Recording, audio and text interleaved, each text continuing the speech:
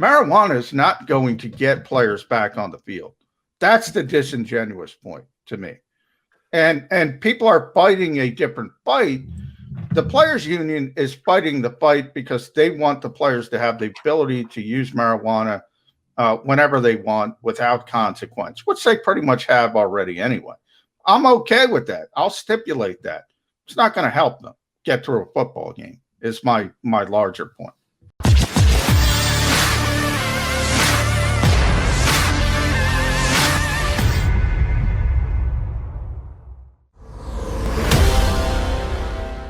John McMullen and Jody McDonald here with you on Birds 365. We still got an hour left to play. Thanks for hopping on to the stream with us. Thanks to Martin and Frank for hopping on with us as well. And right now I feel bad because I should have asked this question to Martin and Frank. I teased it yesterday when we wrapped up Birds 365 in order to get Martin's thought on this. I'm going to get Johnny Max here now. The NFL came out with a stance this week, moved mostly by the players union, but also signed off on by the NFL, at least in part, that they would like to see a reduction in the use of Toradol, the medication, the pain medication that a lot of NFL players and teams use. That there are reports coming out now that the after effects of it are not good.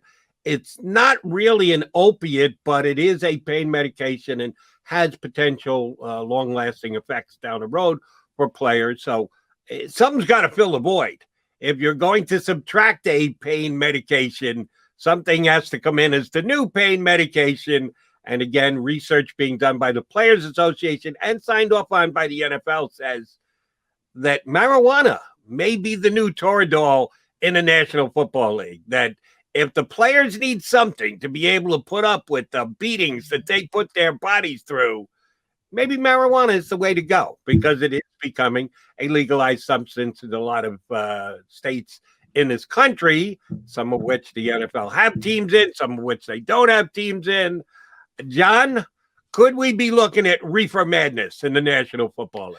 Yeah, I mean, I think like the rest of society, we're heading down that road. I think this is a little bit disingenuous from both sides, by the way. I mean, look, I always say, look, smoke whatever. I don't give a crap if you want to smoke weed or not personally. But I do know when, I've had 6 knee operations, for instance.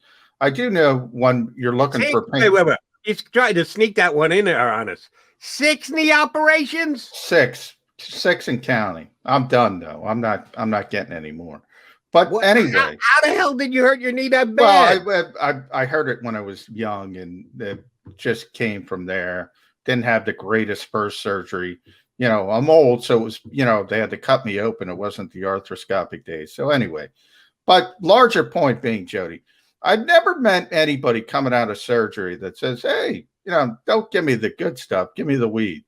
I do think from the player's perspective, I've always said it's more about the partying than the pain. They want to be able to smoke it because they want to be able to smoke it. And by the way, I think they should be able to smoke it. But it's not getting them through games if they have serious injuries and they want to try to fight through it. It's just not. I mean, so that's where the disingenuous part comes in. I don't think it should be a big deal. The NFL has already kind of acquiesced in the fact that the penalties really don't exist anymore. So you can smoke weed. You're not going to see any more suspensions. If you're a habitual user and you really have a problem with it, you might have some issues on your 10th failure. Who knows how deep it gets into. So they've already made that shift. But when people start talking about replacing Toradol or something like that nature, and by the way, they'd rather have something stronger than Toradol. They already locked it, because there are side effects to using serious drugs and trying to get through games. So the bigger issue to me is the NFL football as a whole. It's a dangerous sport. You're going to get hurt playing it, Jody. And if you think weed is going to get you through serious injuries, good luck, man. I enjoy it. Good luck. Here's where this cynic will go with the entire line of thinking. And again, you're getting varying opinions from the players union and the NFL itself, and they're trying to do its best. Each is trying to do what's best for themselves, but they should have a common goal in this entire debate. If Toradol is something that the league wants to move away from because it's getting really bad press right now, and players are saying after the fact, years after they've left the National Football League, they're now suffering because they used Toradol as much as they did when they were playing. Well, something's got to replace it. And yes, marijuana has become almost acceptable in this country, that it isn't something that is going to have as long-ranging effects, because you're right. Something else is, if Toradol is out, something's got to replace it. And the most likely thing that's going to replace it is some kind of opiate. And we have a big enough problem with opiates in that country. The NFL, the Players Association, don't go, yeah, we're going to use more opiates. Nobody wants to hear that. Nobody wants to go down that road. But you got to give them something. So, yeah, marijuana. Everyone feels that much better after they smoke marijuana. Let's go there as our replacement for Toradol. I think it's kind of a look over here while we're actually doing business over here situation, with the fact that I would not be surprised if opiate use was up in the NFL. Well, I guess I should have explained it better. My argument is from an efficacy standpoint. Like, marijuana is not going to replace Toradol or any opiate from an efficacy standpoint.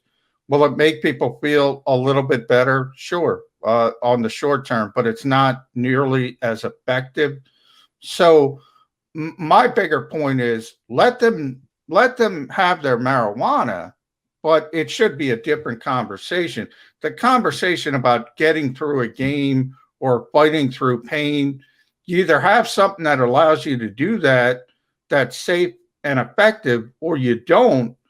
And the bigger question is, okay, excuse me, if we can't use Toradol, or we have no replacement from an efficacy standpoint, then just don't play. That's the road you got to go down, because marijuana is not going to get players back on the field. That's the disingenuous point to me. And people are fighting a different fight. The players union is fighting the fight because they want the players to have the ability to use marijuana whenever they want without consequence, which they pretty much have already anyway. I'm okay with that. I'll stipulate that. It's not going to help them get through a football game, is my larger point. And I know that it's not X's and O's football talk, but it is a pretty important thing in the National Football League. It's something that a guy like yourself, an outstanding reporter, is going to come across. Guys are going to talk to you when they're dealing with injury. Shoot, when I just asked Martin Frank, how good is the Eagle offensive line going to be this upcoming year? Could that be the key to the team actually trying to hang in at around a 500 record? Well, what is Lane Johnson's health like? What is Brooks's health like? What is Isaac Samuel's health like? We don't know any of the answers to those questions. We'll get them as the season progresses, and at any given time, any of them could go down again. But there's more to it than that when we need to talk about injuries. And, yeah, how the NFL allows their players to use medications to try and fight through to be able to play in pain. Sometimes you tear an ACL, guess what? You're out. There's no question about that, but there are a lot of injuries, a lot of body aches that players do attempt to play through. I think Lane Johnson's one of the toughest guys in the National Football League, and on a week-in, week-out basis, he's playing with some kind of pain, and he gives it his best shot. Well, there are things that are going to help Lane Johnson get through game to game, season to season, and I think that I guess should want to know. Lane would be a perfect example because he had this significant injury. Maybe an edible or two would have helped him get through the day, feeling a little bit more comfortable. Wasn't getting through a game without shots at halftime. Wasn't getting through a game with a couple edibles. That's what I'm talking about, Jody. And I won for my national column. I actually did a column years ago. I did a column. It was titled "It's about the party, not the pain." And I'm fine with that. If guys want to smoke it, guys want to be able to use it, I'm fine, 100%.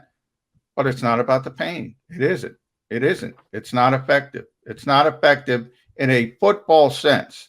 In a football sense, where you got to go out there on a torn ligament in your ankle, like Lane Johnson, it's not gonna get you on the field. So that to me is a different discussion. In case you're just tuning in here to Birds 365, Johnny and I, in the first hour today, we're talking about the QB3 position with the Philadelphia Eagles, where they released Jamie Newman yesterday. Guilty as charged. I was one of those guys who talked to enough people leading up to the draft that he was. Shoot, I asked many guys, Rick Saratello, the other draft guys I had on either my national radio show or here with Johnny Mack, who's the quarterback the Eagles could draft day 3, that they still think of themselves as a quarterback factory, that they'll get someone and believe they can mold them into a quarterback, maybe even turn around and trade them for a draft pick later on. We've seen enough of that with this organization over the years. They've actually done a pretty good job at it, taking a undrafted and or low round draft pick and then being able to trade him for a higher position. So who was that guy? And almost every individual always said, well, Jamie Newman. Here's a guy who's got talent and skills, and he was going to transfer to Georgia. It was unfortunate we didn't get a chance to see him this year. Well, he opted out. It was his choice, and I think he had things to deal with and issues. You can't judge the young man for making the decision, but as we sit here now, I think you can say it probably hurt his position in the whole draft process when he decided to do that, but that's water under the bridge right now. The Eagles not only didn't draft him, they signed him as a free agent after the draft, and we found out that they didn't even have to give him any guaranteed money to come in here and put his name on a Philadelphia Eagle contract. And I thought it was a heck of a maneuver by the Eagles. Well, after a couple of off-season gatherings, we found out that Jamie Newman is no longer a Philadelphia Eagle, that they flat out cut him yesterday, which, yes, came as a surprise to me. Am I shedding tears about it? No. Do I think, oh, my God, he's going to be a starting quarterback for a decade in this league for someone else? No, I don't think that's the case either. But I got to admit that legitimately I was surprised by it and a little disappointed, probably more disappointed in the player that he either came to camp unprepared or isn't up to snuff talent-wise to be able to be kept around. Unless they're desperate for a roster spot, getting down to just 2 healthy quarterbacks doesn't seem to be like the way you would go just because you're desperate to clear a roster spot. Yeah, we can afford to cut another quarterback. And I know 5 weeks of doing nothing until camp starts. So John and I were throwing around a little speculation as to who could be QB3 as of right now. Who would be the third string quarterback? Because they got to add somebody, if not 2 people, by the time camp rolls around, because there are a lot of passing drills that have to be run. I got to give credit to the stream here, who put a name on us, name out there for us, that it completely slipped my mind. And he's not eligible to become an Eagle because he's still on another team's roster, but at some point he could become available. Might not be before the Eagles actually get to camp, and that's when they're going to need him, but the unstoppable Nate Sudfeld right now in San Francisco is QB4. They have their starter, Jimmy Garoppolo. They have Trey Lance, and they used the 3rd pick in the draft on. They have Josh Rosen. Talk about overrated. Drafted at number 10 just a couple of years ago. He's had a couple of chances. Has, in my mind, proven that he can't play in the league. But for some reason, San Francisco is the latest one to say, yeah, come on into camp, impress us. And Nate Sudfeld. So they've got 2 backup quarterbacks who've actually started games in the National Football League, which is a pretty good position to be if you're in San Francisco. Does the owner, Jeff Lurie, use his influence here and tell Howie Roseman, can we use a conditional 7th-round pick to trade to the 49ers to get the unstoppable Nate Sudfeld back? You just let the unstoppable one go, and then you got to send a draft pick to get him back? How bad would that be? I'm surprised we haven't gotten to Nick Foles people yet, to be honest. Are they opening a spot for Nick Foles? You know, I said Nick, and by the way, Nick Mullins, number one, I can't believe he hasn't signed anywhere. I had to double check again. Guy started 16 games. You talk about ex-49ers quarterbacks, but I think he would be too much money. He's probably holding out for a decent contract, probably waiting for an injury. But he would be the one guy who's actually on the market that I would say Yeah, he might be better than Joe Flacco, to be honest, as a backup quarterback. Not from an accomplishment standpoint, but from a youth standpoint and from an athleticism standpoint and things he's able to do. So I don't think he's viable. But look, they're going to bring somebody in. You just mentioned the 49ers have 4 quarterbacks. We talked about the pitch count. You need to keep the pitch count under control for various quarterbacks, and certainly Joe Flacco and even Jalen Hurts, even though he's young and can probably handle it. So they got to bring somebody in. It's just a matter of who. Getting back to Jamie Newman, yeah, I mean, it's the nature of the beast, Jody. Look, we have this cottage industry of draft prep. We all fall. I fall into it too. We think all these guys are great. And I say it all the time because I go through the whole cycle. And then you get to camp. Forget about an undrafted kid. I mean, let's use Kayvon Wallace last year. I mean, everybody's like, oh, Clemson kid. He was so good at Clemson. He's going to come in here. He's going to be so impactful for the Philadelphia Eagles. Hopefully he is 2 or 3 years down the line. Barely played last year. You're hearing the same thing with a 4th-round pick this year. Zach McPherson. Oh, he's got to get on the field. Does he? I don't think you want Zach McPherson on the field. You go look at the cornerbacks in the 1st round of the 2020 NFL draft, Jody. It ain't pretty. It is not pretty. 1st-round picks trying to play that position at the pro level early in their careers. So to expect a 4th-rounder to go out there and deal with NFL receivers and these offenses, not good. Not good. So it happens every year. People fall in love with these mid-round picks. Forget about undrafted guys. They need time to develop.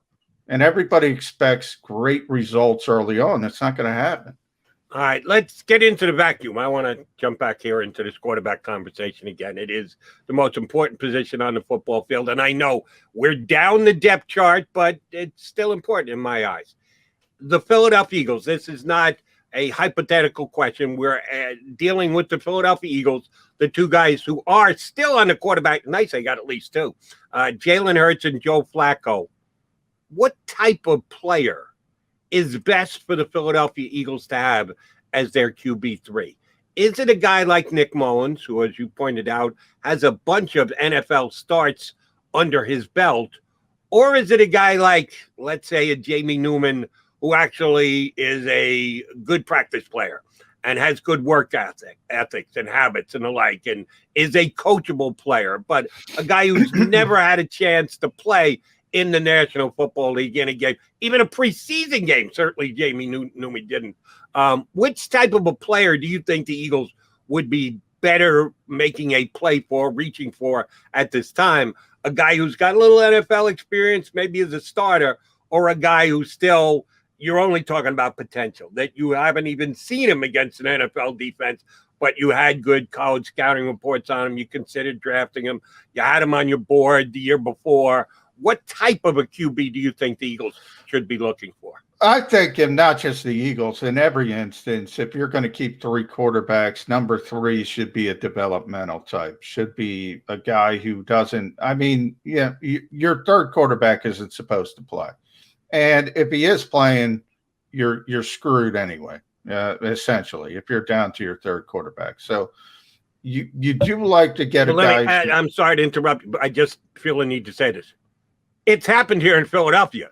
We did get to see the unstoppable Nate Sudfeld because he was a QB3 too. These things do happen, John. Yeah, they do happen, but you're screwed when they do happen. Right. You're usually screwed when the backup quarterback happens. Now, Eagles fans don't know that because that's rare. Guess what, guys? It's rare. Usually when your backup quarterback comes in, you're in trouble.